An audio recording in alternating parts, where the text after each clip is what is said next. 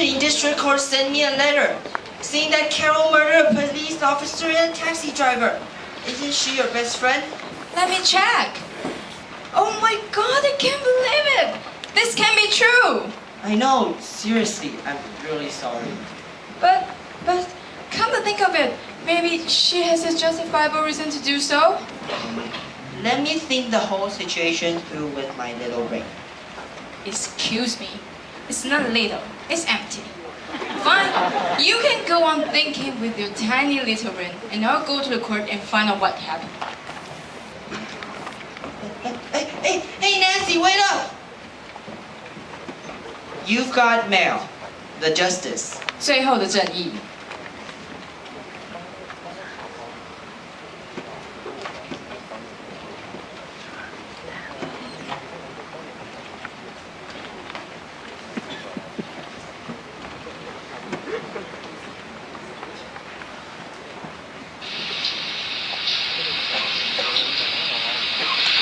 10 dogs. Jerry stood in front of the door of Blake's apartment and rang the bell, but no one answered. As he was about to leave, he found the door unlocked. So weird! Jerry walked in nervously, glancing around the living room, the kitchen, and finally the bedroom. Blaze! The scene burst in and Jerry's side freaked him out. Blake's body lay on the ground in the darkness. With his heart pumping extremely fast and his hand involuntarily trembling, Jerry made a phone call.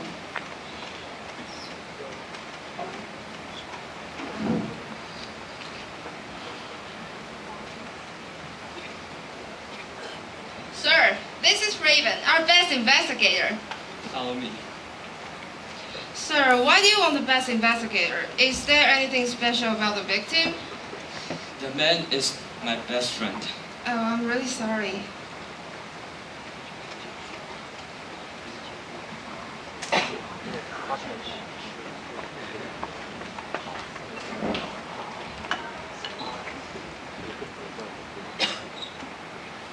Sir, this is the report.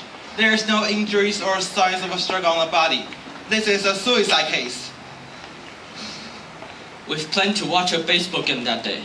It's impossible for him to commit suicide.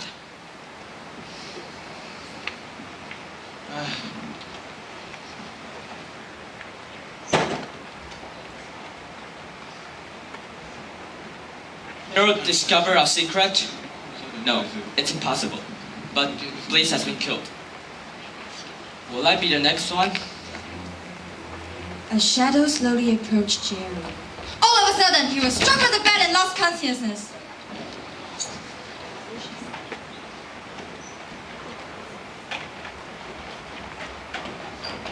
Frank Delano has been working in his office for the whole day without having any rest.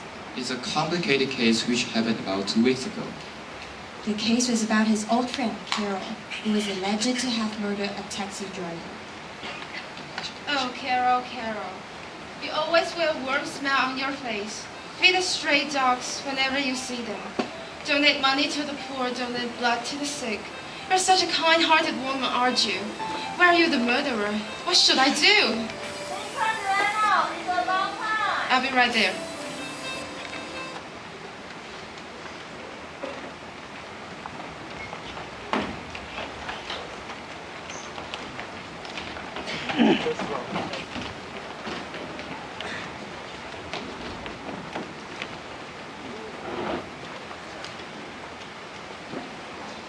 The court is now in session. Please be seated. Mr. Saxon, please deliver your testimony. 3 months ago, Carol Pratt lost a car accident suit. In the accident, Blaze Vickers and I survived. But unfortunately, Mr. Pratt died right on the spot. Since then, Mr. Pratt has tried every way to kill both of us. I didn't! Liar!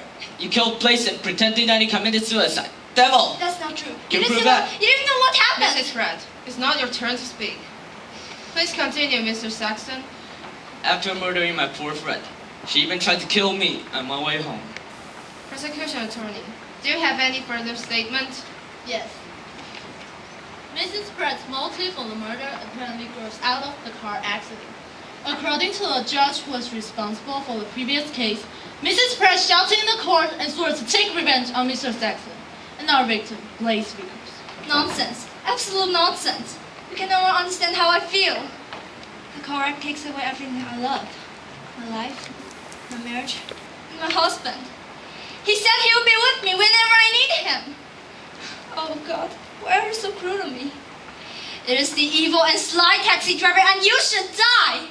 Why, Dennis? Why? Why? Oh, Dennis, why aren't you here?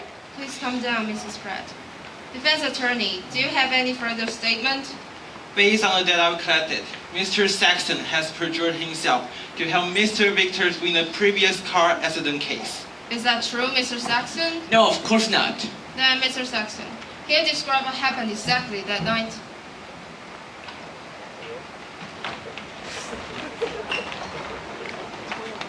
It was raining heavily. Everything was swallowed up in the blackness.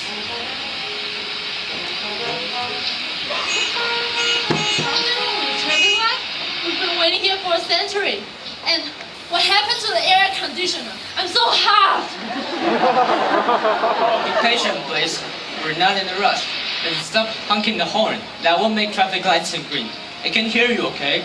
Alright, I'm just killing time. Finally, the light turned green. Blaze's car picked up speed, and all of a sudden, a car shot across the intersection like a bullet. Watch out! Ah! Too late. Dennis' car crashed into the taxi. But fortunately, everyone survived, except for Dennis.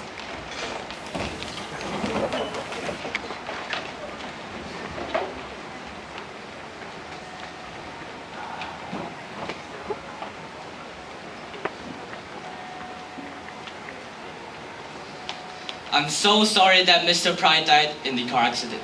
You're telling lies again. How dare you keep telling lies in the court again and again? So, Mrs. Pratt, what happened exactly that night?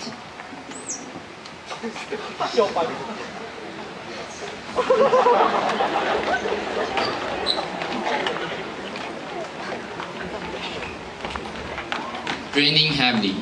Everything was swallowed up in the blackness. Carol and Dennis left the restaurant they were just celebrating their 10-year wedding anniversary. The steak and the dessert are really great. Thanks for taking there, honey. Come on, you have been washing my underwear for 10 years. By the way, you're super hot, just like here. You silly. Dennis, Uh-huh. do you love me? Of course I do, honey. Remember, I will always love you and be with you whenever you need me. Oh, Dennis, watch out! Too late! The speeding taxi crashed into a car. Daniel was killed right on the spot. No, Dennis! Don't leave me. You said you always loved me.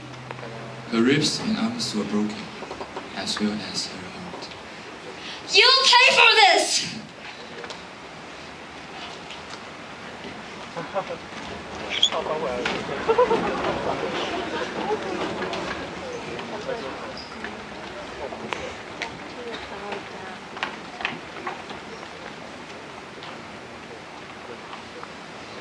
What I said is the truth.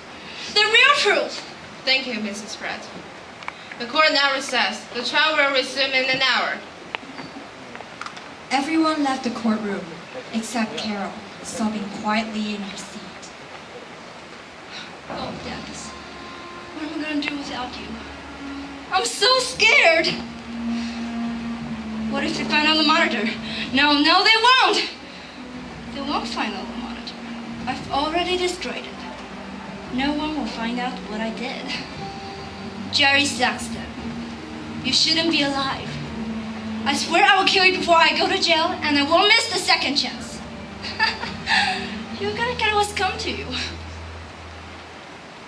Jerry walked out of the courtroom and leaned against the wall, smoking. Carol Pratt, you won't win this lawsuit, and our crime will never be discovered. But I have no evidence against her. How can I convince the judge? I can't let others know that I told lies in the previous lawsuit. Oh, Jerry, you think too much.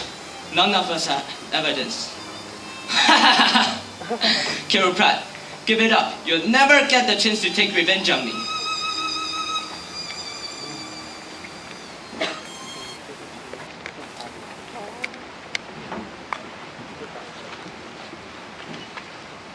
court is now in session. Prosecution attorney, is there anything else you want to mention? Yes.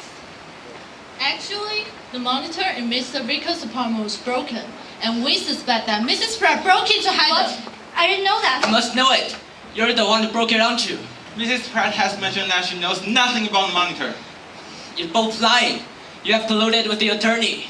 Mrs. Pratt, do you have alibi to prove that you're innocent? I stayed at home that night. Is there anyone who can prove what you say is true?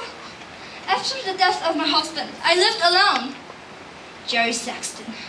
You frantic monster! You killed my husband, told a series of lies, and still with the mask of a just police officer and a loyal friend? Ridiculous! Judge, Mrs. Pratt is unable to provide further testimony. We can ask investigators to collect fingerprint samples on the broken monitor. You lie, you lie, you liar! Silence!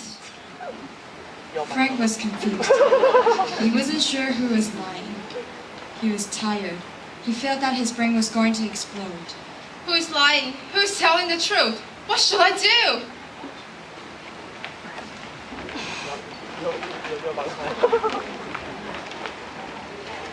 Nowadays, there are lots of tragedies like this case in our society.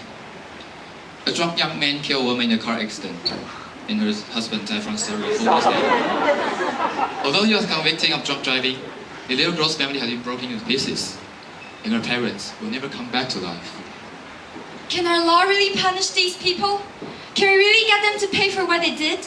The reality is cruel. Many victims are friended out by others. They have no evidence, power, and money to win their case and their truth. The unfair situation leaves the victim no choice but take the law into their own hands. They are forced to know justice and punish criminals by themselves. So what is justice? The drunk driver who killed Dennis? The heartbroken killer who sought revenge? The law, the court, the government. The killer, the victim, the murderer? What is justice?